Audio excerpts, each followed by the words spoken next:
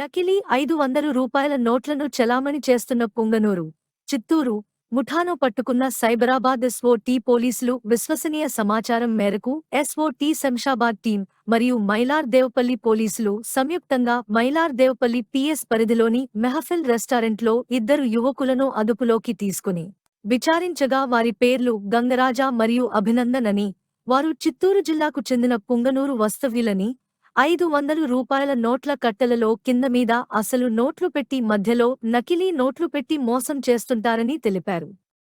వారి వద్ద నుండి 6.62 లక్షల విలువ చేసే 500 రూపాయల 10 కట్టలు స్వాధీనం చేసుకోవడం జరిగింది.